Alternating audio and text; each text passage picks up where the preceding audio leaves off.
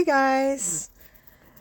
Today I am finally getting the opportunity to sit down and do a voiceover for this card that I made a few weeks ago. I got a new colony of bees and I thought, you know, I just wanted to make something in honor of the new bees. So I pulled out, this is a My Monthly Hero kit from a few years ago. And I love this set. I don't know if these are apple blossoms or cherry blossoms, but they kind of both look the same, I guess. So making this up, it's a big stamp. It goes from the top to the bottom of an A2 card, so it took a little work to get a nice full image. And I'm also using the VersaFine. Is it VersaFine? Black ink, because I plan on watercoloring today. Surprise! But I am not using watercolor, actual watercolor paints. I thought that I would use something different today that I haven't used in a bit, and they were gifted to me a while ago, and I have used them. You can tell when you see the box of them that they are well loved. But I am going to use the Distress watercolor pencils today. I think what you saw just a minute ago is I'm going through scraps and I'm trying to stamp on, use up a lot of the scraps. So I'm finding a piece that my stamps will fit on, but I want it to be the same shade of white that I stamped the flower blossoms on. And I don't know if anyone else has that same kind of little pet peeve, but I like to have the same shade of white when I'm stamping something out, and especially if there's going to be a white border showing. And these guys have coordinating dies, so I'll be able to cut them out, so you will see the white around the edge. And I want the white to look the same. In the past, I've not paid attention to that, and I've looked at the card, and you get a shade of white that's a more cool shade, so it's kind of a grayish white, and then you look over on the other side of the card and you have a shade of white that's got a more yellowy, like a warmer tone to it. So I try to now pay attention to the shade of white that I'm reaching for using on a card, on the same card. So here I noticed that VersaFine was a little heavy in some spots, so I wanted to make sure I dried that well, especially where I'm going to be adding water. And here we go. Here we have the, I believe this is set 2 of the Tim Holtz watercolor distress pencils. And boy, do I love these things. I love them so much. This set was gifted to me, but I put the other sets on my wish list because, yeah, I definitely, and I love and the only reason they're on my wish list, I have a ton of watercolor and I love them and I can probably replicate all the colors, but I love these Tim Holtz colors. I really do. I love the Tim Holtz. I love the inks. I love all the things because I really love the colorway of his line.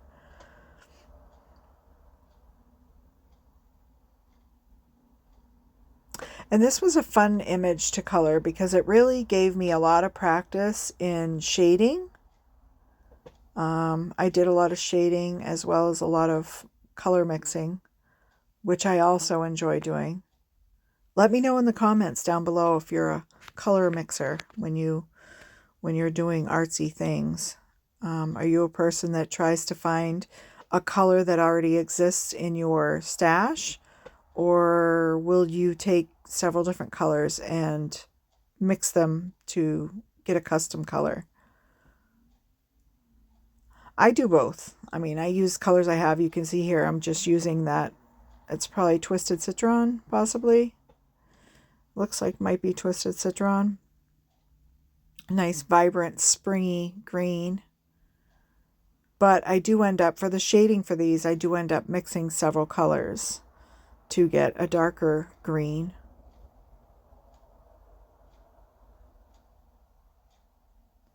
But I like color mixing. I like referring to my color wheel a lot. That's another question. I want to know who uses their color wheel like on a regular basis. I didn't for a long time, but now that I'm getting into painting and trying to do some artsy things, and with the color mixing, um I really like to refer to my color wheel.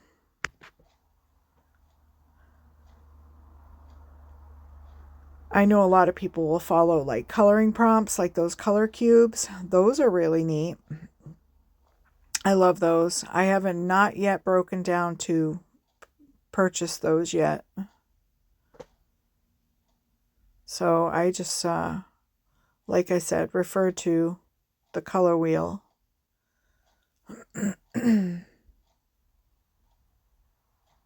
I know that those color cubes, they have that, and there's another one I saw my friend Tracy use, that it's little cards that come in a box. It's just like like playing cards, like looking cards. It's not like the big color cube thing with the big color cards, but I know they make those.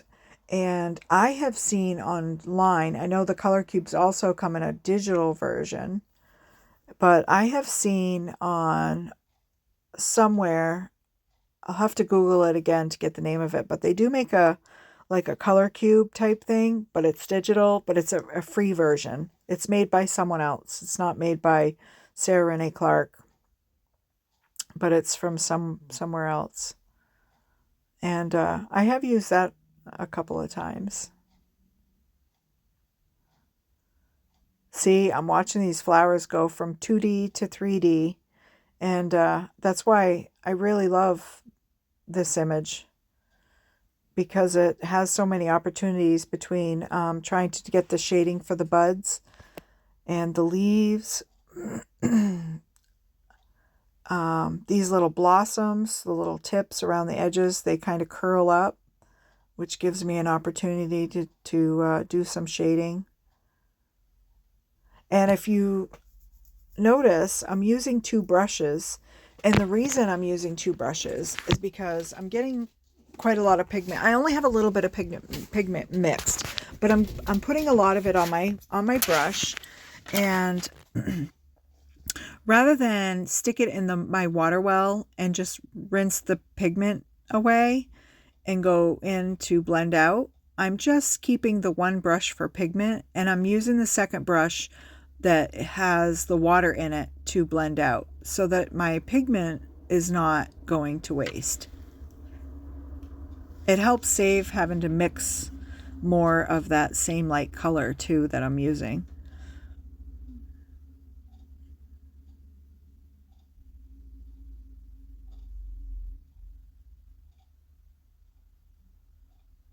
It's so fun. Sorry, I get caught up watching the video while doing the voiceover, and it's just mesmerizing. I don't know if any of you like to just watch people paint. I'm a big person at night when I lay down. I know they say you shouldn't watch TV, but I watch TV when I lay down at night, and I end up falling asleep to it. But the videos I usually watch are ones where they're longer videos where someone's doing a technique, or like painting or drawing, and I can just I just get caught up. I get mesmerized. So silly me. I'm sitting here getting mesmerized by my own painting. I'm glad I'm finally having the opportunity to do the voiceover for this video, because I was like, oh my goodness, this video is sitting so long now, I'm going to forget what I did. But here I am. Usually there's too much background noise, a lot of stuff going on, and yeah. So I don't get an opportunity often to be able to sit in just the quiet and hear myself talk.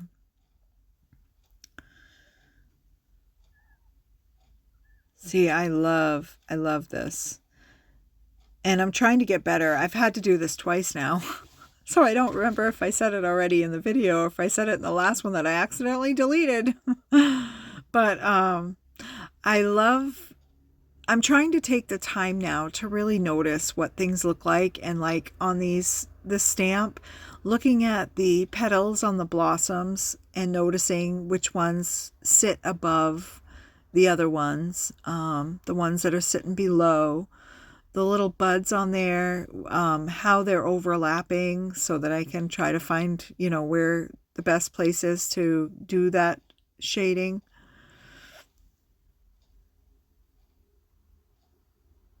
I'm also trying to learn where the little dips and mountains are on the edges of the petals to emphasize the folds. I really like trying to do that. I've done it a few times and I'm not right on, but it's close enough where my eye is not saying something is just not right about this. I can see that they're not exactly where they should be, but like I said, it's not like I'm saying to myself, this is just like an imaginary fantasy flower. Practice, practice, practice.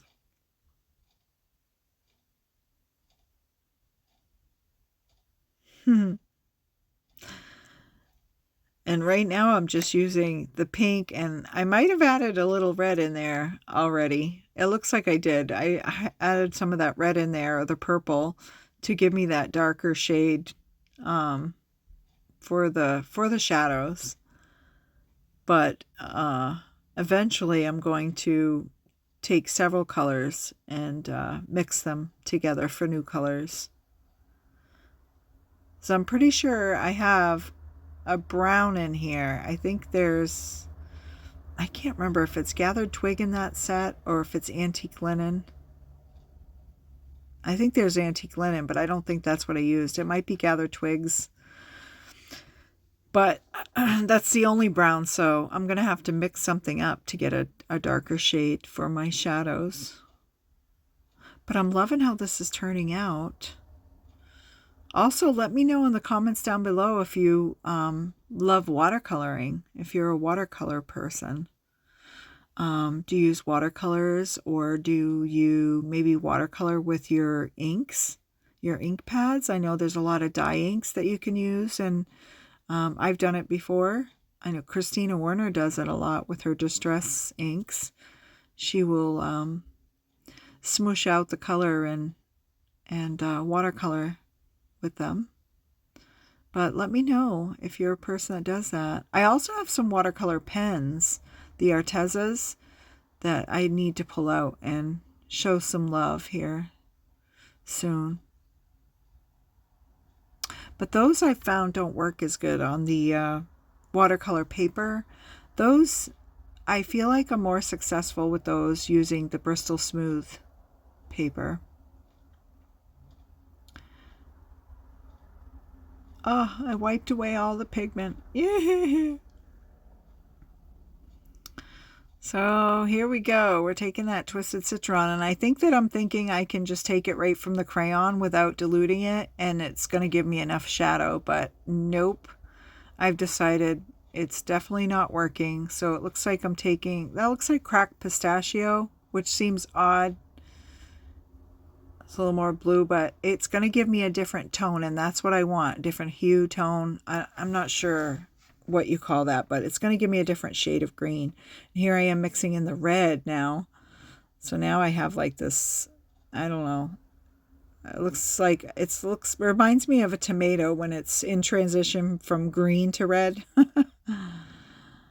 But now I'm adding in all kinds of stuff until I get that. Oh, there's the blue. But I'm going to keep doing this until I get a shade that is a nice shadow color for my leaves. Now here we go. We're starting to get a dark green popping out. And I still think we go for more red, but I'm not sure. Maybe some purple. Maybe I'm happy with it. Yeah, I guess I am happy with it. And it does look like a nice contrast. But yeah, I mixed quite a few colors to get myself a darker shade there. But I love, this is where I see it really popping from a flat image. You know, it's looking more rounded now. It almost looks like it's popping off the page a little bit more with each shadow that I lay in there. And by the way, this video is sped up like maybe 5 times the normal speed. I am going super duper slow painting this. I really tried to pay attention to where all the little folds and things were, where I needed to add shadowing for the little foliage that comes in from around the backside of the flower.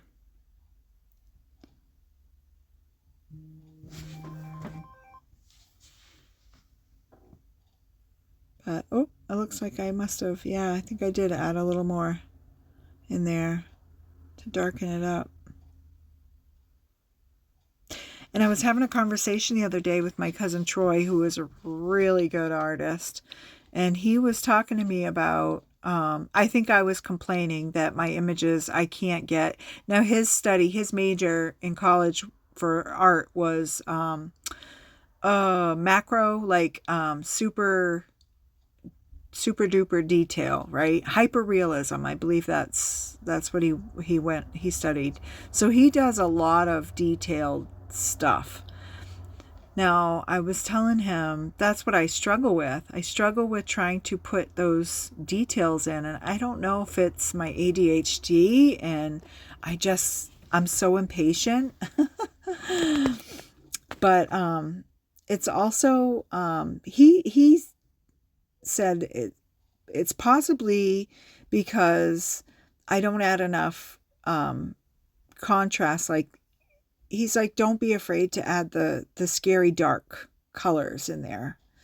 And I think he's right. I kind of am gentle, you know, when I'm doing shading. Like, I want to transition instead of just having those sharp, dark, you know, contrasting parts in there.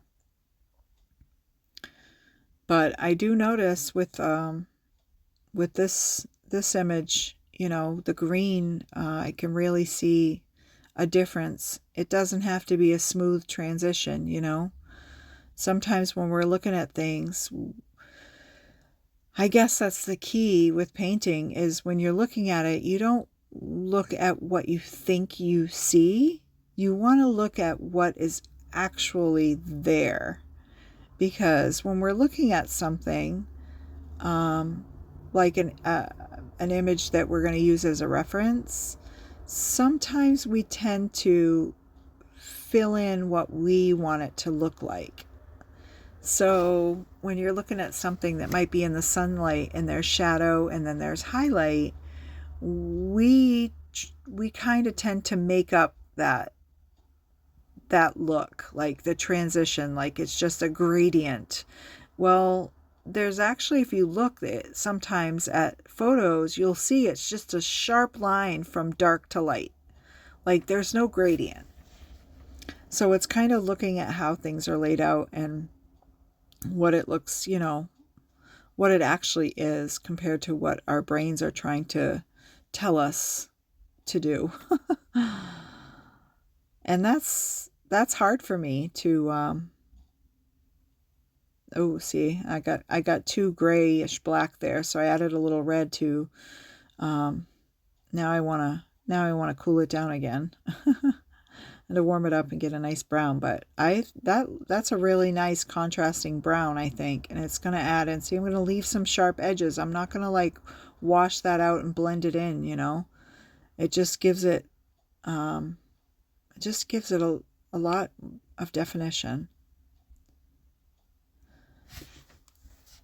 And now I forgot what I was saying earlier. Anyway, it's hard to train your brain to think in a different way. Um,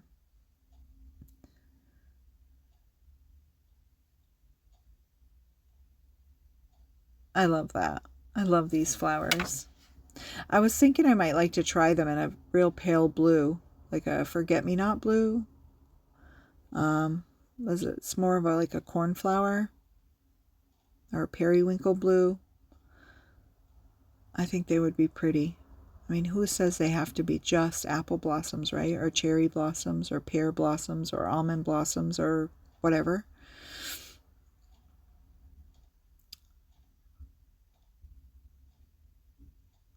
Let's see, I'm starting to notice some depth in there. I just love how it's coming to life. I'm so proud of myself. I do pat myself on the back. My friend Karen tells me to give myself a pat. And I do once in a while. I do create something where I'm just like, wow, I rocked that this time. It's nice to have that happen. Here I'm going in with the yellow. I'm going to mix it with a little bit of that brown to give me a, we're going to make some round bee bottoms here. Give them some shadow.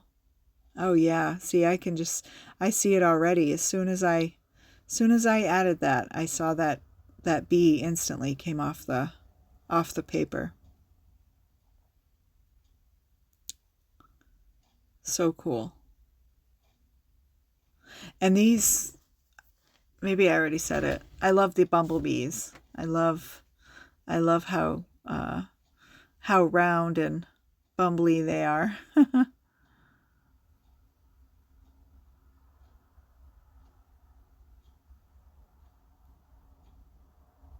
Oh, I had antique linen, I said in here, and I did use that. I took it and put it just to add just a little, um, that kind of a papery, just to make those wings look like they were there, even though they're papery thin. Um, yeah, I liked how it just gave it just enough. I thought about doing sparkle, but I was like, I think I just want them to just show up enough to see that they exist, that they were a solid wing. And you can see I'm definitely blending them out so they're super light, but they didn't look too bad.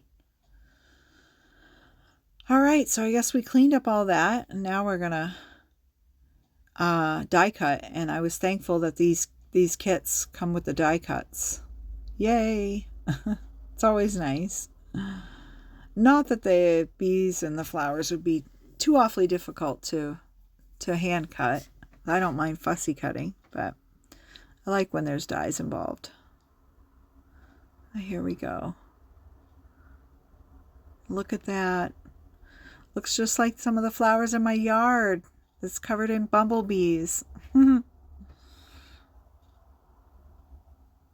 I am thinking, oh, transition. I saw my lighting change as I move through, because that's another thing. I guess I'm going to try to do more videos because it just seems easier, and I can stop and go when I need to, because sometimes life comes calling and I don't always have the opportunity to just sit the whole session. This colored paper was gifted to me from my friend Abraham, and oh my goodness, do I love it. It is so pretty. It looks watercolored. I can't remember where he said he found it, if it was at Michael's or Hobby Lobby, but it's beautiful paper. And I'm pretty sure I go, yep, for that one. That's the one. I think I check other things, not sure, just to see, but I'm pretty sure that's the one I stick to.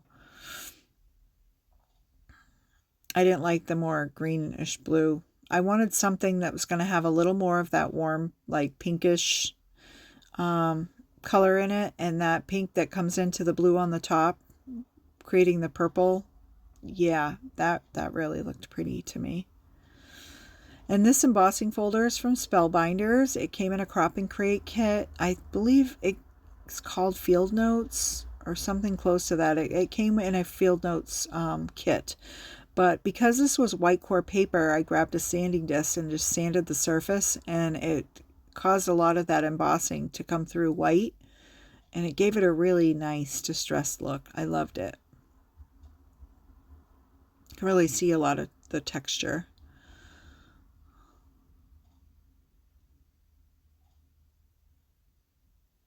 So I'm going to pop that up. But I appreciate everyone that has come by and watched. I appreciate all the support I get from everyone, you know, trying to encourage me and keep me going. It's not so much about growing my channel as it is just try to not get in a funk and keep moving through life. So just doing that and documenting everything, you know, when I can, or not everything, but documenting things as I move through. But I appreciate you guys coming and watching and, you know, liking my videos and commenting and letting me know that, you know, you're out there and hey, keep going. The encouragement is priceless. And as the sentiment says, it's sweet as can be. You guys are sweet as can be. I appreciate the friendships, the authentic friendships, even though they're virtual. I know there's a lot of controversy over the real friends or virtual friends, but I don't know. I have real virtual friends. And I appreciate you guys all for coming. I appreciate you guys yeah, just being there. Even in the funny things, like my little wild walk Wednesdays. It's always cool to hear that you guys enjoy coming along with me. It's definitely keeping me motivated. I'm going to do a little spatter and then we're going to call it done. So,